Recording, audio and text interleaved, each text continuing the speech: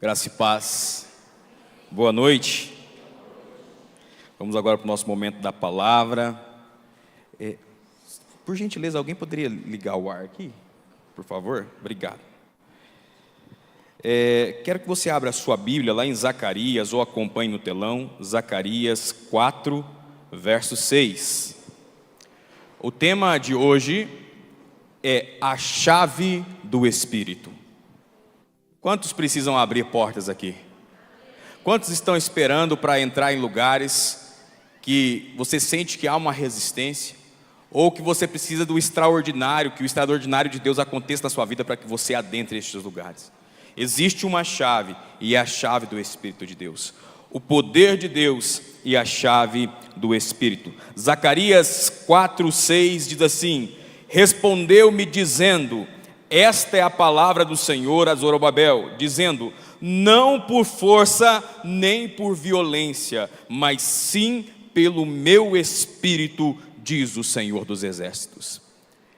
Para você contextualizar essa história, nós estamos falando do tempo em que Esdras volta com uma primeira leva dos judeus que estava na Babilônia para edificar o templo. E era muita resistência. Os povos que estavam ali, como vocês podem perceber na atualidade, não gostavam do povo judeu, tinha inveja do povo judeu. Essa que é a realidade. Tinha inveja do povo de Deus porque é um povo abençoado, um povo que prospera. E eles inventavam e faziam de tudo o que era possível para atrapalhar aquela obra. E o Senhor vai dizer: não por força nem por violência. Por quê? Porque esses dois recursos, nós estamos falando de 550, 558 antes de Cristo. Nós estamos falando antes de Alexandre o Grande conquistar toda a região que ele conquistou ali, né, do período de helenização do Oriente Médio, uma parte da Europa. Nós estamos falando antes de Gengis Khan conquistar com o Império Mongol ali toda a Ásia. Mas como que eles conquistaram isso? Pelos dois elementos: força e poder, força e violência. Então era o recurso mais importante para fazer qualquer tipo de empreendimento naquela época.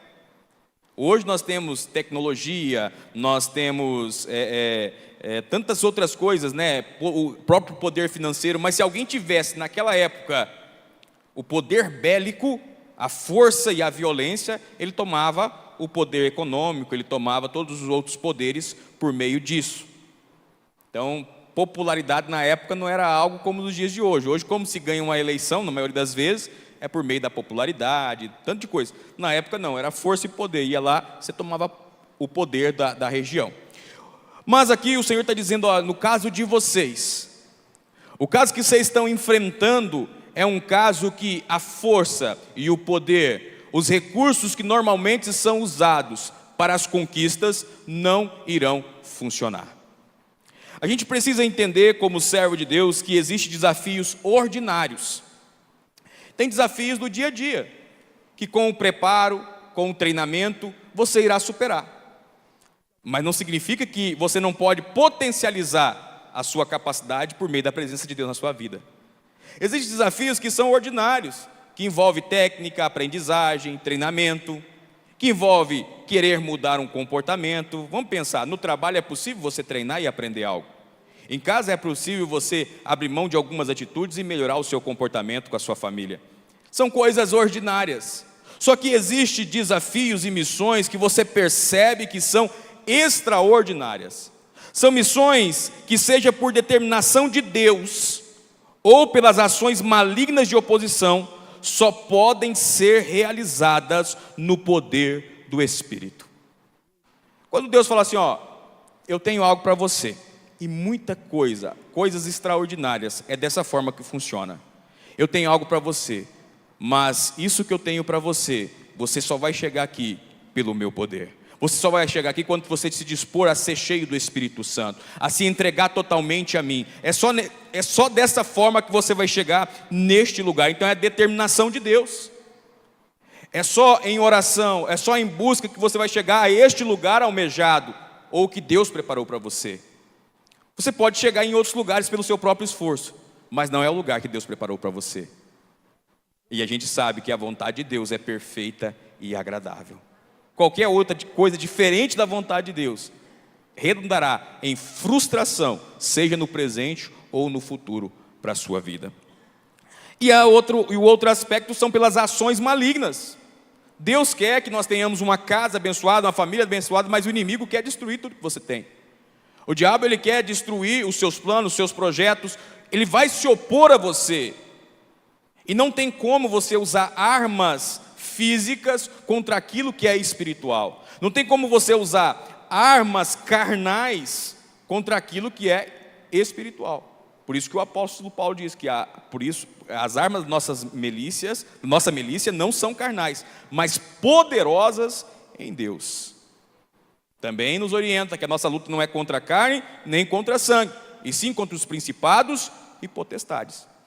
Então, nós iremos enfrentar, o servo de Deus irá enfrentar situações que transcendem as questões ordinárias e naturais.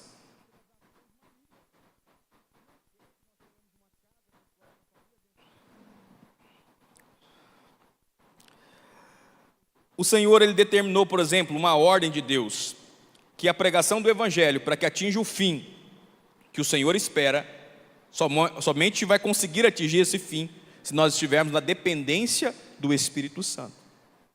Pode ter pregações bonitas, mas pregações que tocam o coração do ser humano e gera nele arrependimento, uma conversão real, ou seja, uma mudança de caminho, o único que pode fazer isso é o Espírito Santo de Deus.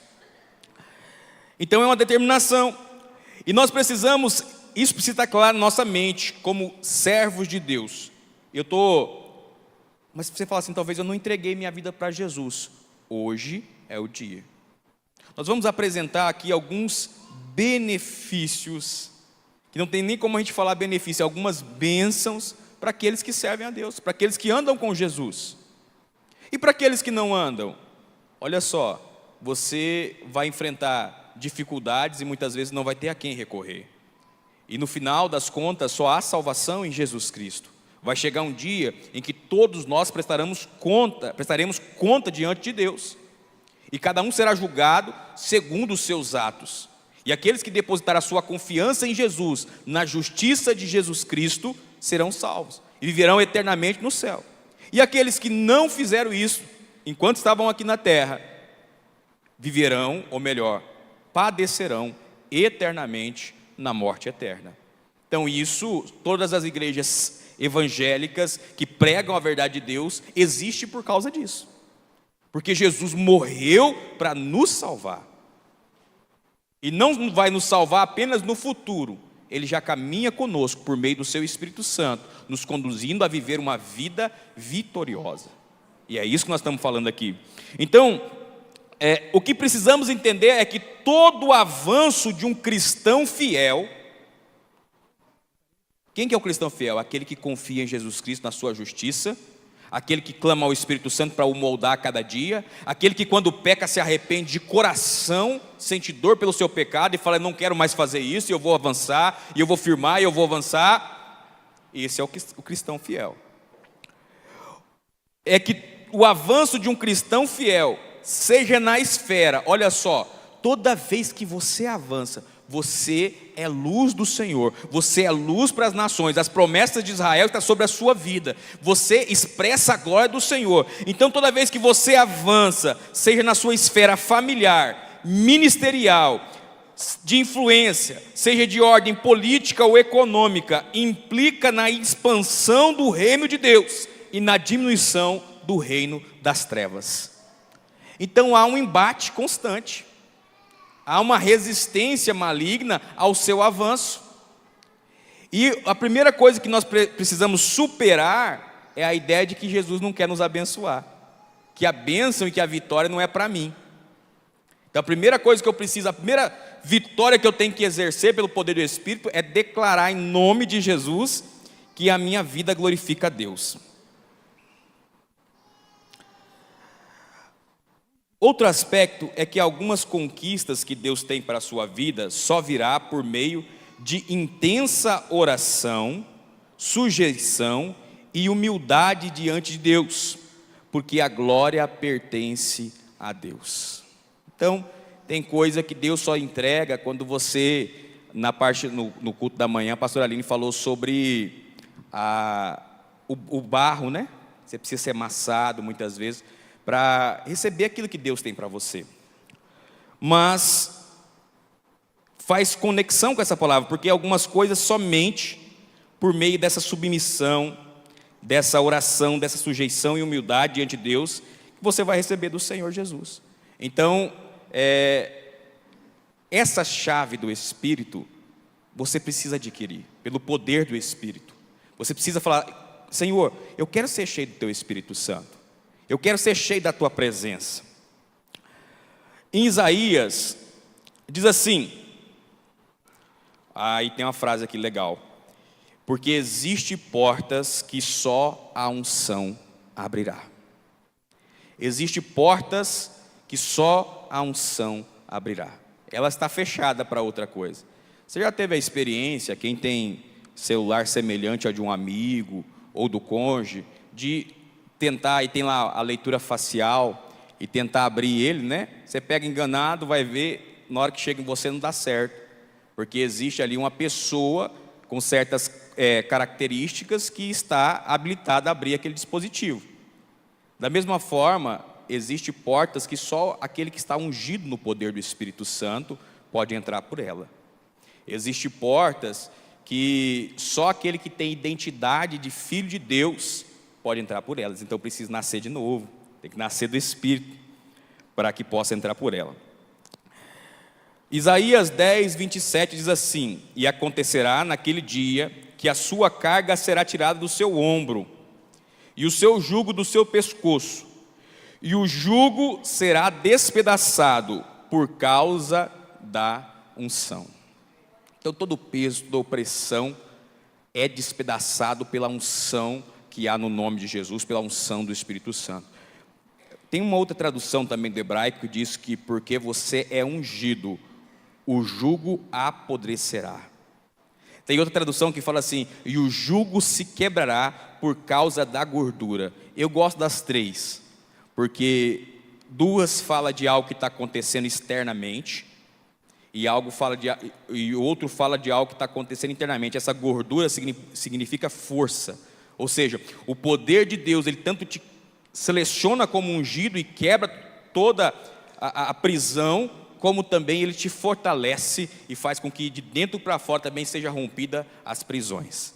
Então é algo maravilhoso saber que a chave do Espírito está disponível para aquele que crê em Jesus Cristo, para aquele que entrega a sua vida para Ele, para aquele que decide caminhar com Ele, e o Senhor está te convidando para tomar essa atitude nessa noite. Amém?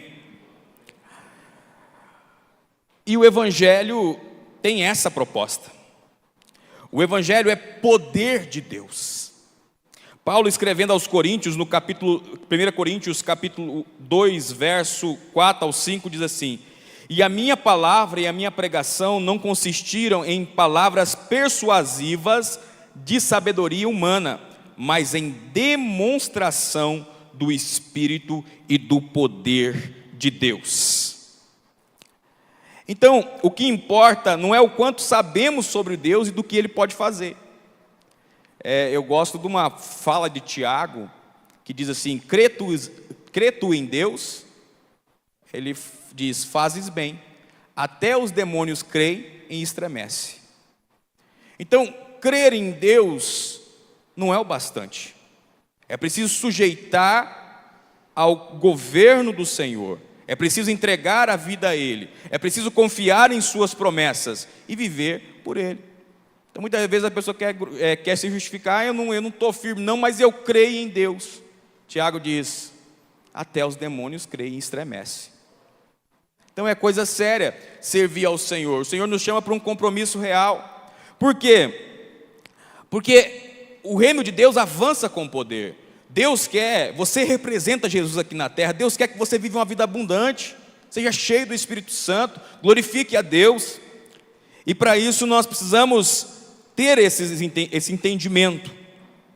Então o que importa não é quanto nós sabemos sobre Deus ou o que Ele pode fazer, mas sim a disposição que temos para avançar pela fé no poder do Espírito. e declarando, a minha casa é uma bênção, a minha vida é uma bênção, eu sou uma bênção, eu vou conquistar, eu vou vencer, Deus é comigo, o meu ministério é uma bênção, a minha célula é uma bênção, os meus filhos são uma bênção, onde eu coloco a mão é abençoado.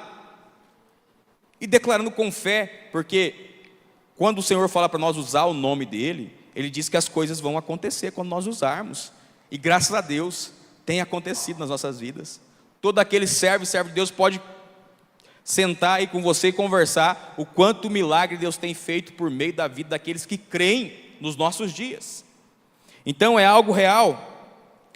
Existem portas e caminhos espirituais que os que andam na carne não podem entrar nem acessar.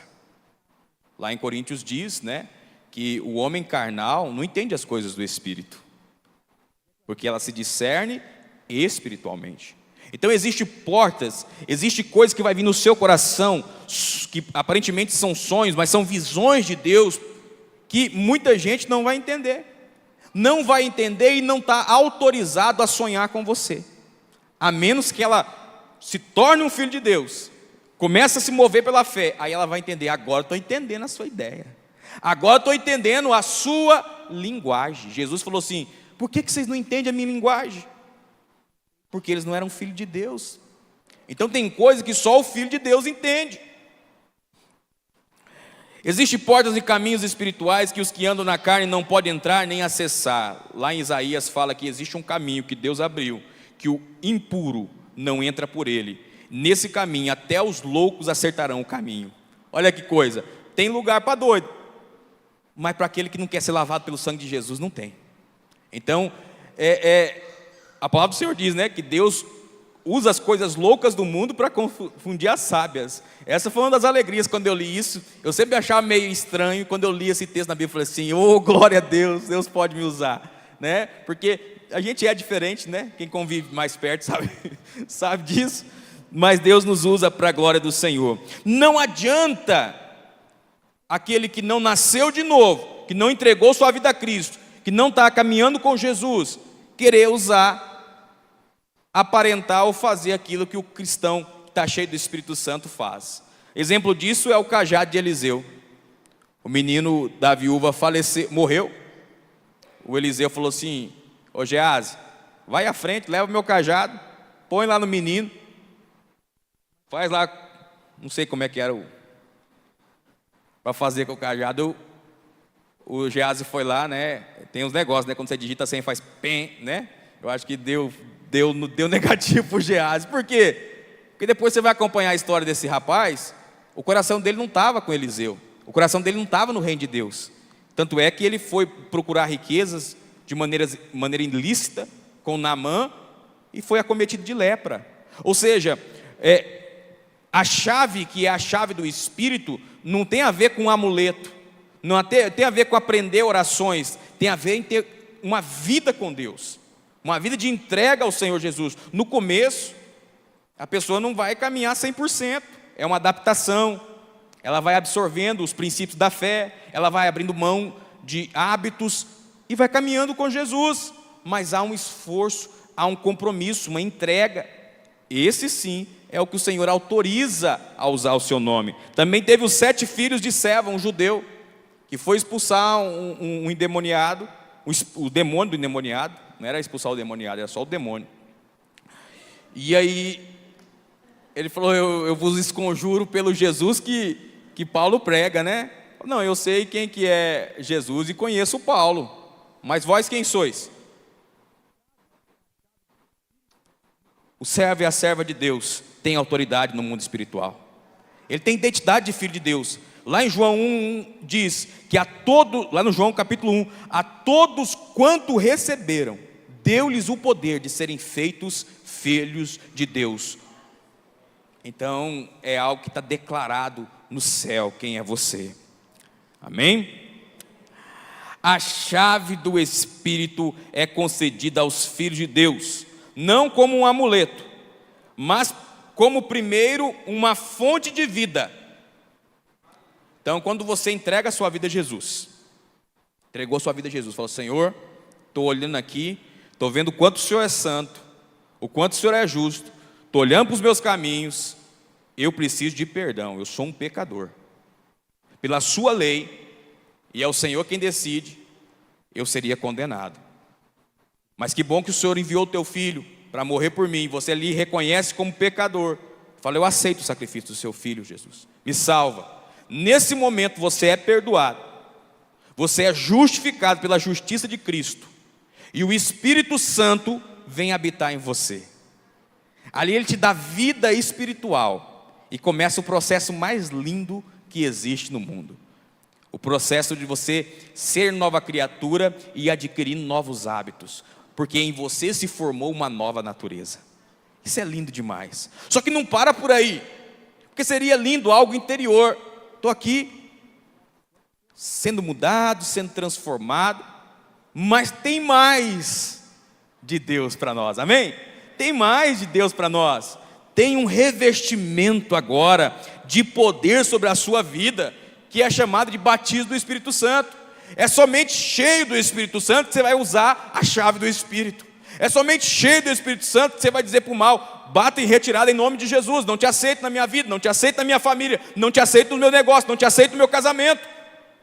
Mas não é, já viu gente mandando cachorro sair, gente que gosta mais de cachorro? Como é que gente não gosta mais de cachorro? Sai, tio. Não é? Sai, tio. Ah não, tio, sai. O bicho é lerdo, não é? O bicho é lerdo, ele fica ali, né?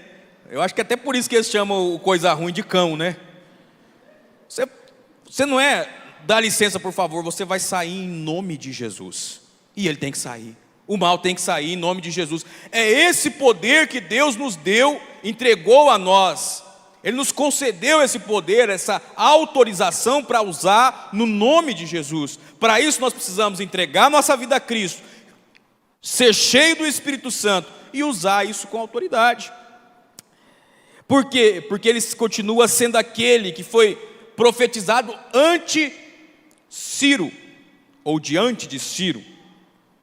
Lá em Isaías 45:1, diz assim: assim diz o Senhor ao seu ungido, a Ciro, a quem tomo pela mão direita para abater as nações diante da sua face, e descingir os lombos dos reis, para abrir diante dele as portas, e as portas não se fecharão. Ninguém sabia que era essa palavra que eu ia falar em vários aspectos. Ia cantar ali, ó, não há ferrolhos, nem portas, não é? Que se fechem diante da sua voz. Eu fico imaginando, quando você pega e libera o nome de Jesus, é isso que acontece. A voz do Senhor, porque é a palavra de Deus, você está falando a palavra de Deus é liberada, não há ferrolho. O mundo espiritual abala, tudo que o inimigo quer é que você não acredite nisso, não estude sobre isso, não comece a praticar isso. Porque no dia que nós fazermos isso, e esse dia é hoje, amém? É hoje que seremos cheios do Espírito Santo, mais uma vez, renovados no Espírito Santo. É hoje que tomaremos posse daquilo que Deus tem para nós. É hoje que vamos dizer, quando eu avanço, o reino de Deus avança. Porque se é um povo que tem que prosperar, é o povo de Deus. Porque o povo de Deus investe na onde? No reino de Deus. São mordomos de Deus. Então, se tem alguém que o inimigo não quer que prospere, é o povo de Deus. Se tem alguém que o inimigo não quer que tenha um casamento feliz, é o povo de Deus. Mas nós não temos medo do inimigo. Nós andamos com Jesus Cristo de Nazaré, amém? Ele é poderoso, Ele é o Senhor, é forte nas batalhas. Com o sopro de Deus, eu gosto dessa expressão, né? Um sopro de Deus explode o inferno com todos os seus demônios. Esse é o nosso Deus.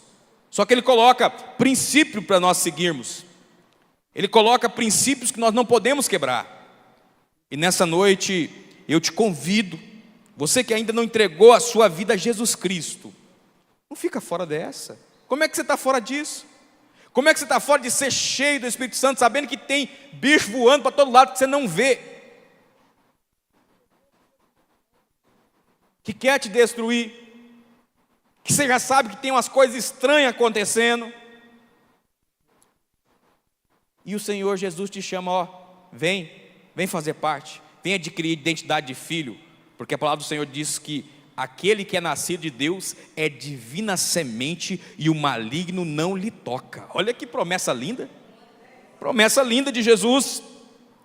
Então, diz que esse Deus, Ele abre porta e ninguém fecha. É a chave do Espírito. Só pode ser a chave do Espírito, amém? Só que está lá no Antigo Testamento, Deus falando, Jeová, o Deus Trino. Agora em Apocalipse, no capítulo 3, verso 7, diz assim: e ao anjo da igreja que está em Filadélfia, escreve isto. Escreve: isto diz o que é santo, o que é verdadeiro, é Jesus Cristo, o que tem a chave de Davi. Olha que coisa linda. O que abre e ninguém fecha, e fecha e ninguém abre. Deus continua sendo Deus. Deus é poderoso para abrir essa porta. Aliás, Ele quer abrir essa porta na sua vida. Ele quer que você chegue em um novo espaço, em um novo lugar. Ele quer que você entre por um caminho santo. Ele quer te levar a novos processos e atingir novos objetivos. Mas tem que ser por meio do Espírito de Deus. Eu quero convidar o Ministério de Louvor a se colocar de pé. Nós já estamos encerrando. Deus quer que você use a chave do Espírito, amém? Quem vai usar essa chave aqui? Quem vai usar a chave do Espírito? Quem vai usar o nome de Jesus com poder e autoridade? Amém? Glória a Deus. Deus quer que você use a chave do Espírito. Viva vitoriosamente e seja cheio do Espírito Santo. Em Atos 2, 38 e 39 diz assim: e disse-lhe Pedro: arrependei-vos e cada um de vós seja batizado em nome de Jesus Cristo, em remissão de pecados. Está aí, ó, salvação, arrependimento, remissão pelo sacrifício de Jesus. É nova criatura. E recebereis o dom do Espírito Santo, porque a promessa vos diz respeito a vós. É vós nós? Não, é vós eles. Estava falando para o povo lá em Atos. Ele estava falando assim, ó, diz respeito a vós. Ele estava pregando para o pessoal. Vós, vossos filhos, próxima geração, e a todos que estão longe, agora é nós. E a todos que estão longe, a tantos quantos Deus nosso Senhor chamar. Deus te chamou? Ele está te chamando. Se ainda você não ouviu a voz dele, Ele está te chamando. Deus nos tem chamado. Nos tem chamado para viver uma vida cheia do Espírito Santo. Uma vida que glorifica o nome do Senhor, amém?